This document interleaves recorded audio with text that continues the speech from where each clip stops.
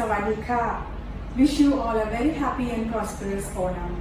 To Kerala's Onam is a new year. May this new year bring you happiness, prosperity and peace. May this be a great beginning for all of us.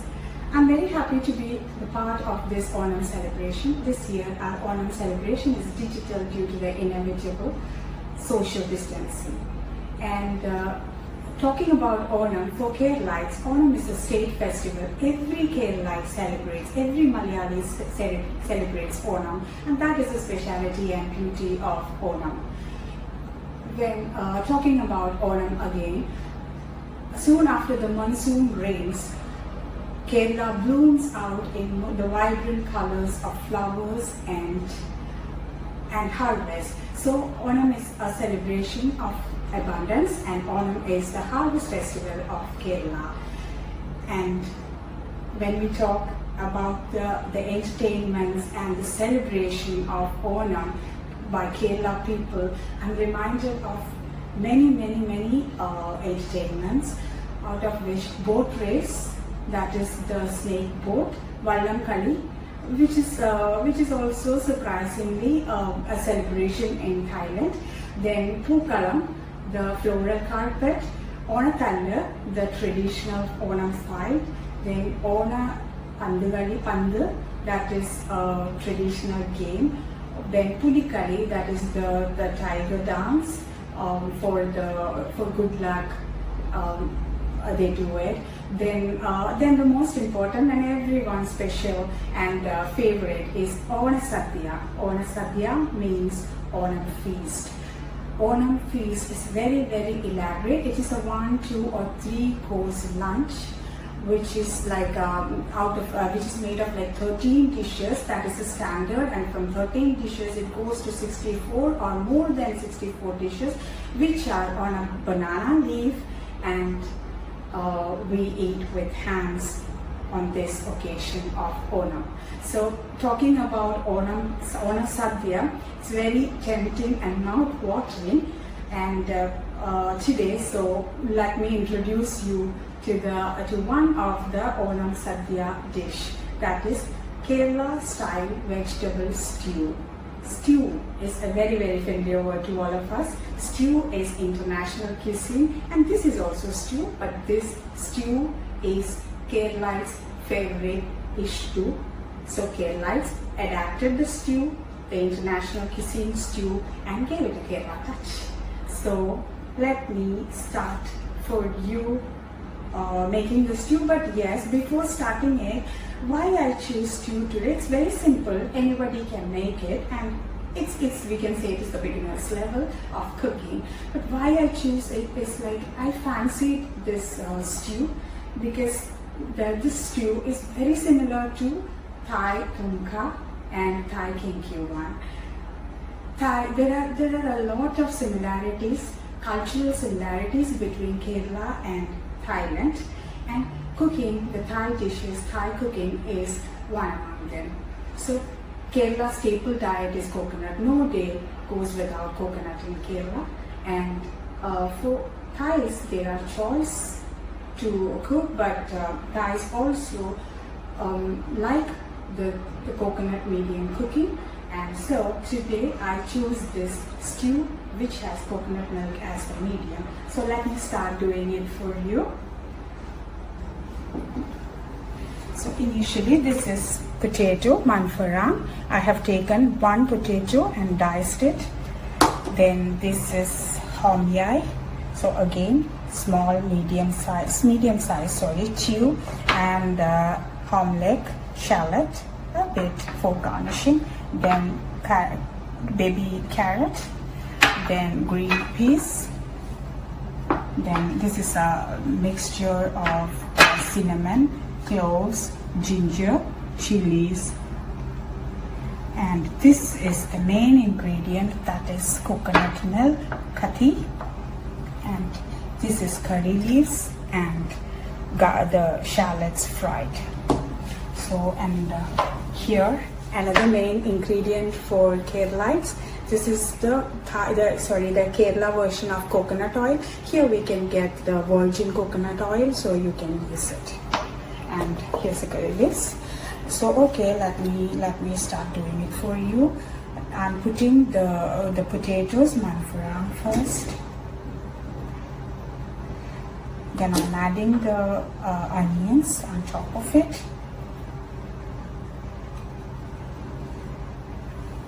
Then the carrot.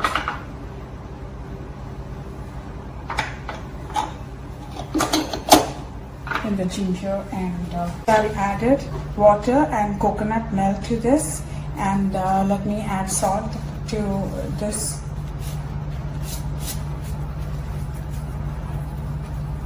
Would be enough. So I'm going to pressure cook this. You can cook it on gas or electric stove or even in the microwave. The criteria is the potato should be soft enough and well blended. Here it is ready. I've cooked them quickly.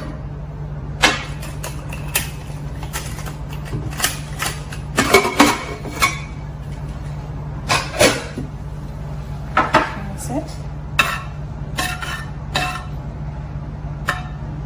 You can add a bit more coconut milk to it.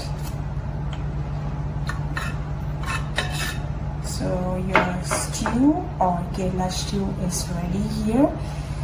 And you can add curry leaves and fried shallots to it to garnish if you need. And if you want a bit more coconut oil, you can add it. If you don't like coconut oil, you can add butter and pepper, and then this becomes the international stew.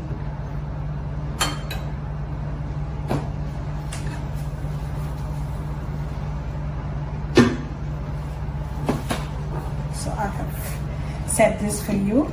Here is it. The stew with curry leaves and the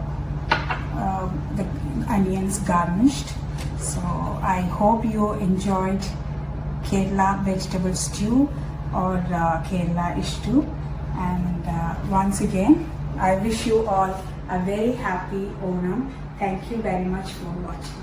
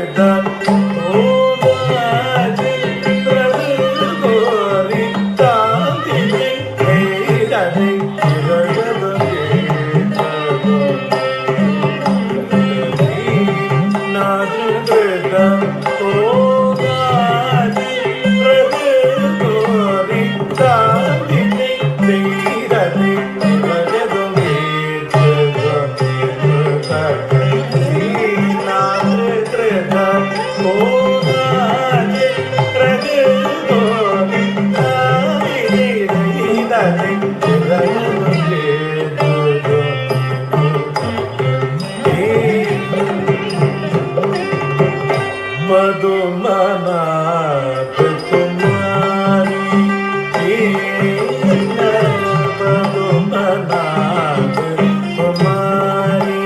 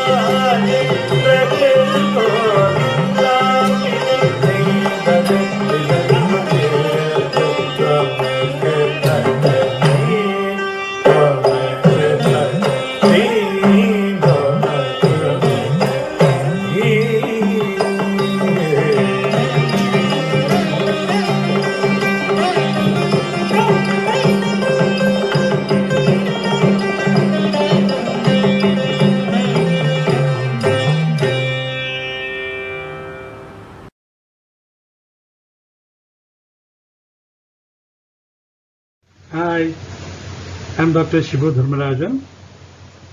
Right now I am from Bangkok. Here I am working as a faculty member in the graduate programs in counseling psychology at Assumption University of Thailand. I'm very happy to be here, and first of all, I would like to express my deepest gratitude to Ms. Avanna Padvardhan, the director, Swami Vivekananda Cultural Center Bangkok, for giving me this opportunity to speak few words about one of our national festivals.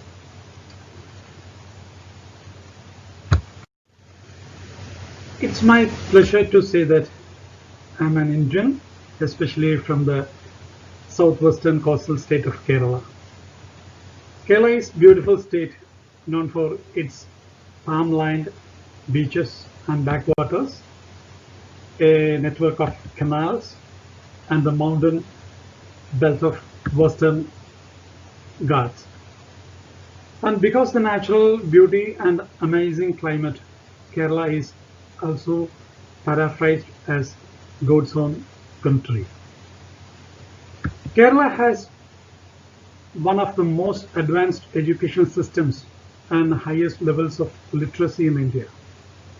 The cultural heritage of Kerala reflects extensive interactions with diverse communities from the distant past to the present. Kerala is well known for its arts and literature. Malayalam is a language of Kerala, and it is originated from Sanskrit. People of Kerala, the Malayalis, are highly passionate to celebrate festivals. One of the upcoming festivals of Kerala is Onam. Onam is celebrated as a great traditional festival in the state of Kerala, and it is also one of the famous national festivals of India. This is also a most significant harvest festival of Malayalis in Kerala as well as those around the world. Wherever the Malayalis are, there they celebrate Onam. The celebrations take place for about 10 days and falls in the Malayalam calendar month of Chingam, which corresponds to August or September. This year Onam will begin on August 22nd and ends on 2nd of September. But due to the current pandemic situations, this year I think there won't be many celebrations, but people may celebrate the day according to the COVID-19 protocol. Anyway, now let us have a glimpse on the myth behind Onam. Actually, there is a story related to King Mahabali. So, King Mahabali, he was ruling the ancient Kerala. Actually, Onam originated in Kerala as a celebration to remember the golden rule of King Mahabali.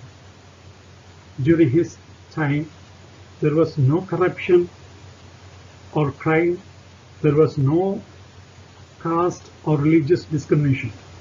He treated everyone with equality. The legend holds that, jealous of King Mahabali's popularity and his power, the gods conspired to end his reign. They sent Lord Vishnu to earth in the form of a dwarf man who trampled Mahabali to the nether world. But Lord Vishnu granted the king's sole wish, that is, to visit his land and people once in every year. On this Onam day, Malayalis believes that the great king Mahabali visits everyone's home. Now let us see how Kerala people or Malayalis celebrate their Onam. So it is one such festival that unites all the people regardless of race and religion.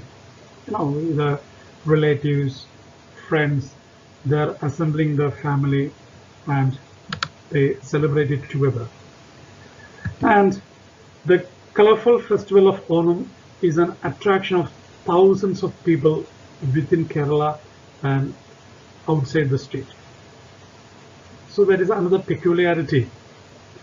The people, even if they stayed abroad or other states, during this Onam festival, they come back to home and they celebrate it with their relatives and parents. All the activities during this season are centered on worship, music, dance, sports, boat races, and good food. So they prepare delicious food and they serve in the banana leaves. This is one of the speciality during this Onam. And in their food, they include a dessert. It is called payasam. A sweet and tempting porridge is one of the favorite desserts served on the eve of Onam. And various cultural forms, old and new, are present in all important towns in the state during the festival. I mentioned you earlier, we have 10 days continuous celebration. So different cultural performances we include during Onam festival. This is the way we Malayalis celebrating our Onam. Now I would like to share some of my observations regarding the similarities of Thailand and Kerala. The first thing I noticed that just like Malayalis, Thai people are also very enthusiastic in the celebrations of festivals. And here you can see these pictures. There is some similarities between Thailand and Kerala by its landscape. You might have heard about Wang Nam Khao. It's a stunning mountain town in Nakhon Ratchasima. Lush greenery and verdant winery yards sit near waterfalls, flower fields, and quirky farms, and the glorious views around almost every corner. Just like this place, in Kerala we have Munnar, a famous hill station in the Idukki district of Kerala. The hill station enjoys favorable and pleasant climate and is famous for its lush green hills and tea plantation. Another similarity of Thailand and Kerala, it is based on the nature of villages. A lot of backwaters and canals you can see in Thailand. A major source of income the government attained from backwater transportation and tourism in Thailand. The same thing we can see at Kerala. Kerala is very famous for backwater tourism and water transportation. And another similarity, let's see in the cultivation of paddy. Thailand has a strong tradition of rice production and rice is central to the Thai society. It is one of the main foods and sources of nutrition for most Thai citizens. And in the case of Kerala, rice is the staple food of people of Kerala, and traditionally the cultivation of rice have occupied pride of place in the agricultural economy of the state. And Thai people and Kerala people, we both love rice. And I think 2-3 times the Kerala people, they eat rice and the products they prepare from rice. And another food ingredient we use in our curries, especially in Kerala, that is coconut based. Thai people also love coconut. They are using this coconut and coconut milk to make both green and red curries in Thailand. And in Kerala also, most of the curries are coconut based. So there is also, we can consider like a similarity between Kerala and Thailand. Another one that is based on the weather. Weather is also very similar between Thailand and Kerala. Thailand is located between vast areas of land and water. So humidity is always high. The average temperature of Thailand ranges from 18 to 38 degrees Celsius. The similar weather conditions we also have at Kerala, particularly in the rainy season. We all are getting the rain at the same time. And another observation is about the snake boat race, or in Malayalam it is called Vallam Kali. Vallam means boat. So this is a traditional boat race in Kerala. It is mainly conducted during the season of the harvest festival of Onam. And in Thailand, every year towards the end of the rainy season, in many cities and communities organize festivals around traditional longboat races. This is one of the oldest festival in Thailand. So there is also, we can see these similarities. See the similarities of boat, the way they are rowing the boat. These are very similar. And another observation that is related to the lunar months or the calendar. In Kerala people, they have Malayalam lunar calendars. Thai people, they have Thai lunar calendars. So if you look at the lunar months, we can see some of the similarities. The English month January, that corresponds to the Malayalam month Magaram. Actually, this word Magaram, that has come from the Sanskrit word Makara. But look at here. The Thai lunar month is Makarakom. Makarakom. So that means this is also related to the pronunciation, is almost like Makara. And February, that in Malayalam, Malayalam months we pronounce this like Kumbham. In Sanskrit it is Kumbha. But see, in Thai lunar month, this is Gumpapan. Gumpapan. So that also sounds similar.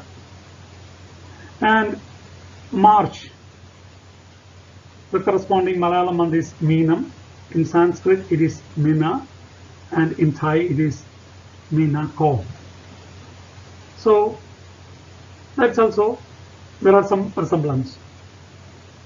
So this is the way, if you look at the whole 12 months, we can see that there are many similarities. So that means when I was talking to my friends, I got the information that both of this language, Thai language and Malayalam language, we have a background on Sanskrit.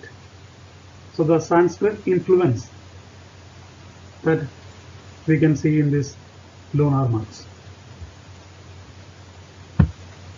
And another one related to the festivals, Sankranti.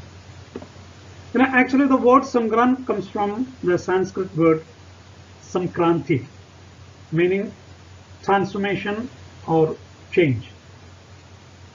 Actually the Sankranti is the traditional New Year for Thai people. And it is a period when Thai people splash water on themselves, which they believe will cause plenty of rainfall in the coming year. And they also believe that water is used to cleanse themselves of the bad things and also a symbol of fertility. But the same day we celebrate, that is Vishu Sankranti. Vishu Sankranti. Vishu marks the Malayalam New Year. So Sankranti is the New Year of Thailand. The same day we Malayalis celebrate our New Year. It is called Vishu. We celebrated this with great favor by Malayalis across Kerala. Not only in Kerala, wherever Malayalis, they celebrate Vishu as well. So this New Year comes in the same day of Thai New Year. So that is a similarity. Another similarities in the festival, that is between Loikathong and Trikarthika.